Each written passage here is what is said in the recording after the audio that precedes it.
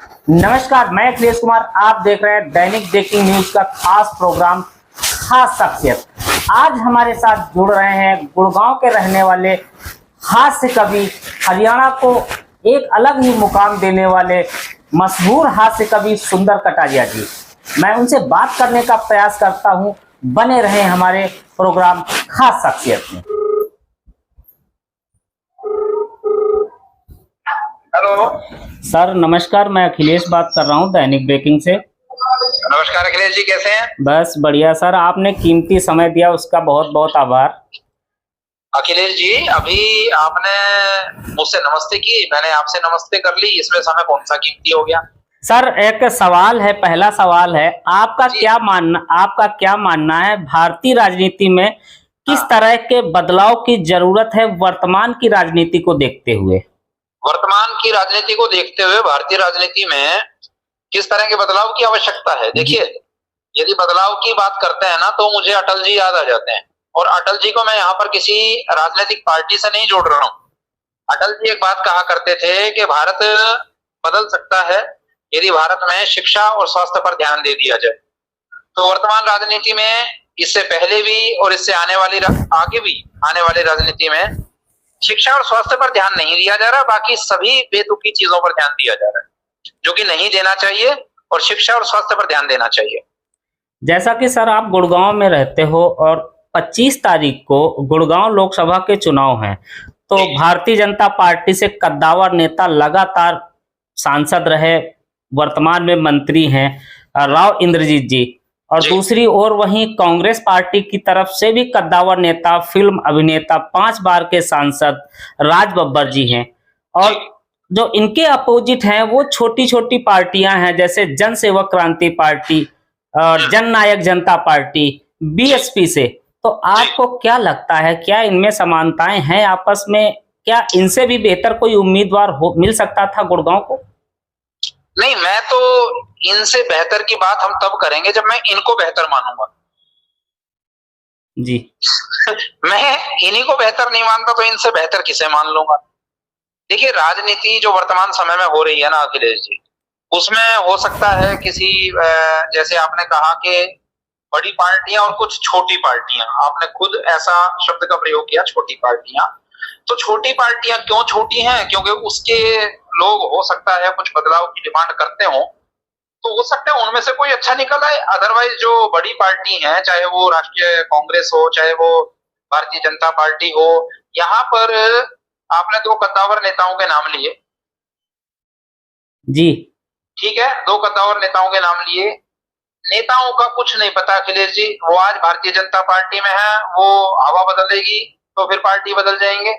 तो ना तो फिर ऐसी पार्टियों का फायदा जो ऐसे बदलते हुए नेताओं को अपने साथ रखते हैं, और ना ऐसे नेताओं का फायदा जो हवा बदलते ही पार्टियां बदल देते हैं। इसका मतलब यह है कि इनमें से कोई भी नेता जनता का कोई फायदा नहीं करने वाला, सब सिर्फ अपना उल्लू सीधा करते हैं।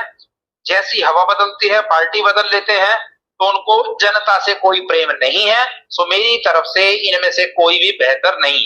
अब दूसरी बात, जब आप करते हैं बात कि बेहतर कौन हो सकता है, बेहतर वो व्यक्ति हो सकता है जिस व्यक्ति ने देश के हालात को समझा हो, देश की जनता की पीड़ा को समझा हो, और जो देश की जनता के साथ खड़ा हो।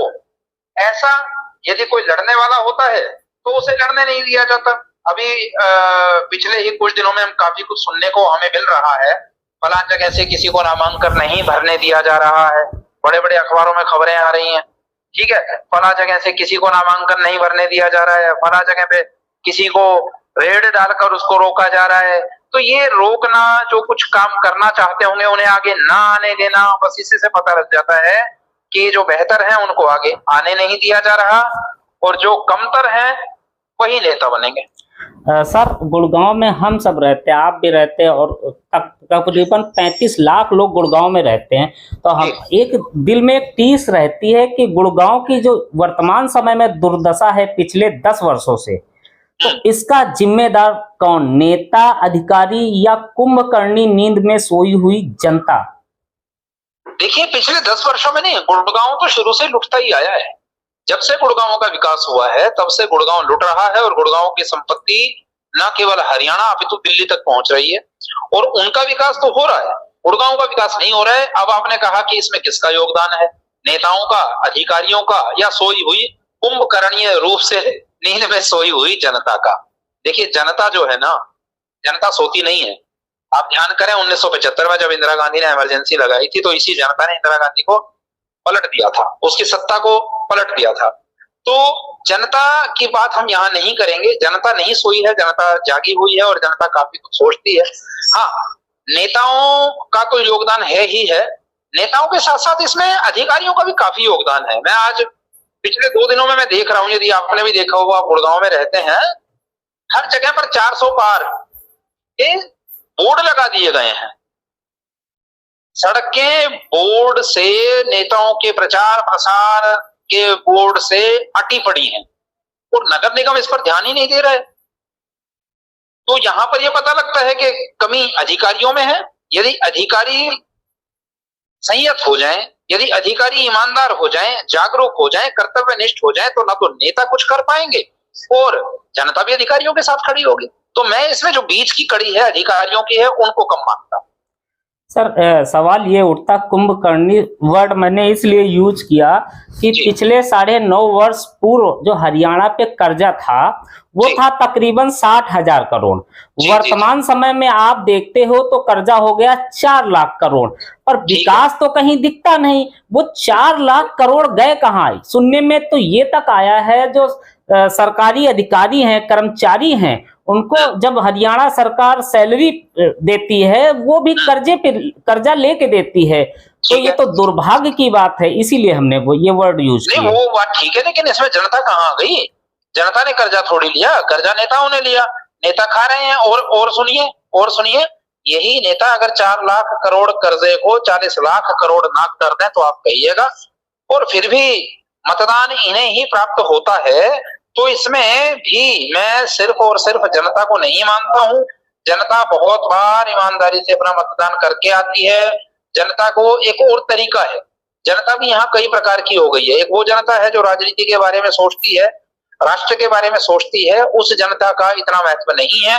उस जनता का विशेष महत्व हो गया है जिनके फर्जी वोटर आईडी कार्ड बना दिए जाते हैं और जिनको भंडारे में शराब पिलाई जाती है, लगातार पूरी सब्जियां उनके घर में चलती रहती हैं। तो वो जनता तो फिर अब जिसको देखिए फ्री का अगर मिल रहा है तो वो सोचते हैं कि चलो इन्हीं को वोट दे दो।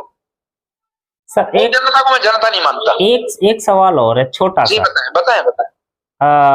रोजगार जरूरी है या 5 किलो राशन देकर हमारे देश के लोगों को अपाहिज बनाना जरूरी है?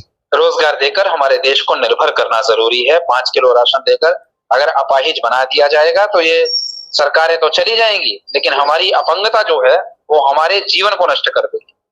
सर, हमारे देश के युवाओं को आप क्या संदेश देना चाहेंगे? मैं देश के युवाओं को संदेश ये दूंगा कि देश के युवा जब मतदान करें, पहली बात तो यह है कि वो मतदान करें और अवश्य करें। और जब मतदान करें ना तो वो विकास का सोच के करें, और विकास सड़कों से, लाइट से, फ्लाईओवर से नहीं हुआ करता है। विकास हुआ करता है शिक्षा से, विकास हुआ करता है स्वास्थ्य से, विकास हुआ करता है रोजगार से।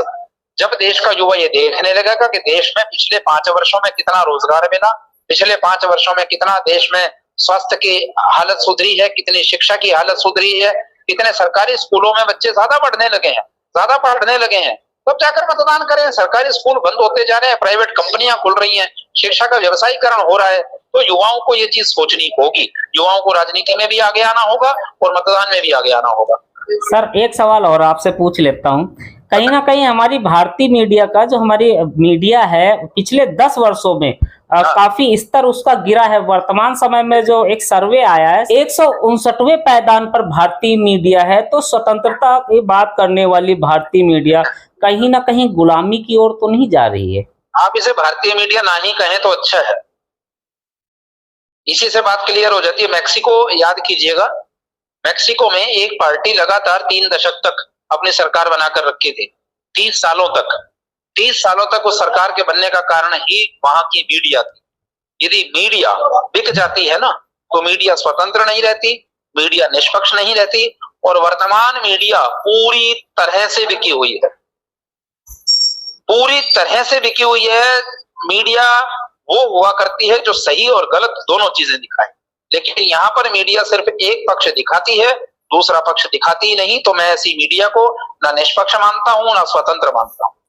सर मीडिया पे भी दबाव होता है। वर्तमान में जो राजनीतिक हालात हैं, अगर कोई सच्चाई दिखाता है तो उस पे केस कर दिया जाता है। जैसे मुझ पे अभी 4 केस खुद ही लगे हुए हैं। मैंने जो सच्चाई दिखाई थी। रुके तो नहीं ना? नहीं, मैं नहीं रुका। आप रुके नहीं ना, बस ये है स्वतंत्र और निष्पक्ष मीडिया। उसको डर थोड़ी होता है किसी चीज का। जिसने काम करना है ईमानदारी से वो डरता नहीं है, और जिसने अपना घर भरना है तो वो तो भरने वाले का ही साथ देगा। आखिरी सवाल है सर, आखिरी सवाल ये, सुंदर कटारिया के हिसाब से, आपके गुड़गांव के निवासी के हिसाब से, गुड़गांव का सांसद कैसा होना चाहिए? गुड़गांव का सांसद सुंदर कटारिया जैसा होना चाहिए। लेकिन अखिलेश जी, मैं एक बात और कहता चलूं जी। मैंने कह तो दिया कि गुड़गांव का सांसद कैसा होना चाहिए, सुंदर कटारिया जैसा होना चाहिए, लेकिन सुंदर कटारिया गुड़गांव का सांसद बनेगा कैसे? उसके लिए आवश्यक है कि पूरी जनता सुंदर कटारिया की तरह क्रांतिकारी विचारधारा वाली होनी चाहिए।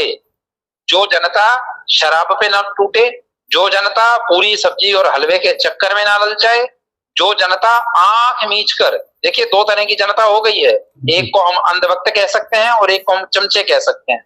इनसे बाहर निकले, सही क्या है उसे देखे, उसे चुने, उसे आगे लेकर जाए, ताकि वो उनके फायदे की बात संसद में जाकर के कह सके। अब आपने इतनी बात कही तो मैं एक सवाल और करता हूं कि एक प्रसिद्ध शिक्षाविद हैं ओझा जी। ओझा जी ये सवाल करते हैं कि प्रधानमंत्री से लेकर चपरासी तक सारे पब्लिक सर्वेंट है, जनता के नौकर हैं, और नौकरों से हमें काम लेना चाहिए, ना कि इनके साथ सेल्फी खिंचवानी चाहिए। हाँ बिल्कुल। तो इसमें जागरूकता की आवश्यकता है ना। हमारी जनता जागरूक ही नहीं होना चाहती। मैंने कहा क्या, हमारी जनता जो है वो जागरूकता के बजाय ये जो आपने कहा ना सेल्फी, ये जो सेल्फी युग चल रहा है, हम खुश हो जाते हैं कि हमने फला सांसद या फला मंत्री या फला प्रधानमंत्री के साथ चित्र ले लिया और चित्र को बड़ा करा करके अपने घर में बड़ी दीवार पर सामने लगा देते हैं और खुश। जबकि नहीं होना चाहिए।